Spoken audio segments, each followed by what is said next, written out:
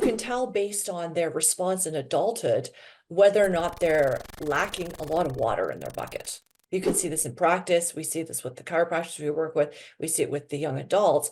But if they don't have somebody that normalizes and validates their experience they're having, particularly when they're under care with you, or if they're having a hard time in their life, then that is part of what just gets stored in the nervous system. And then you just hit repeat in adulthood, repeat, repeat, repeat. And I do believe that is a huge component of the trauma work we're doing. It's not necessarily trauma as we talk about really people with traumatic experiences, but is this inability to be witnessed and validated when times are overwhelming, we don't have the language, and our bucket really does not have a lot of water in it because it was never filled from the beginning. This is a great way to teach people about this organizing principle of co-regulation. People understand it, they just don't know how to language it. So we get together with somebody and we start to feel something.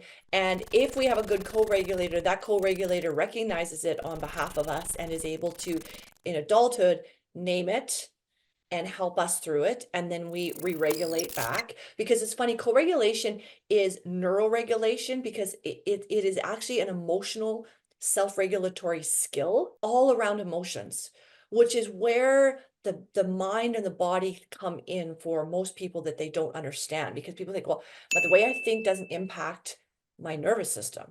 But the whole life is about managing your emotions and being able to re-regulate past something that's happened, or being able to get through something that's currently happening.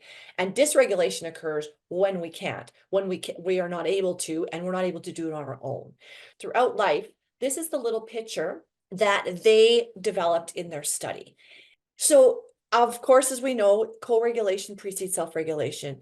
So co-regulation is when somebody is outside of us is supporting our regulatory process. That is why Dawn always talks about you as being the co-regulator in your practice for your people. You can do that through language, you can do that through touch, you can do that by just being with somebody.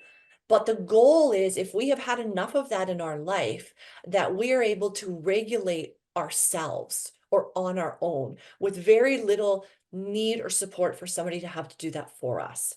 That doesn't mean we don't need people. This is just from the purposes of the regulatory capacity. So if you think about in your practice, you're like, oh, they do really well in the practice, and then they go home, or we hear this with a lot of neurodiverse kids, they'll do really well in school, and then they'll go home. And then they behave differently at home, or they behave differently with their parents, or they behave differently with one parent.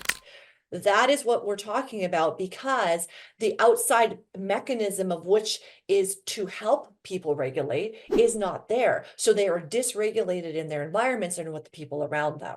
That's not something that we're able to really control at all, which is why it's so important that our parents are under care with our little ones, because there's just a short period of time of a window of opportunity we in our practice where we're able to provide co-regulatory support for both of them at the same time. And the hope is that over time, that bucket gets full enough that you can do this on your own, that you can work through hard things. You know, when Brene Brown said you can do hard things, this is what she's talking about, that you actually can use blended states. You can identify which one you're in at the time, and when you don't need it, like I said last month, that craft cocktail, you drink it, it's done. However, so when you're done that craft cocktail, then it's done, and you're back to whatever you need to be in whatever state to do life as it is right now.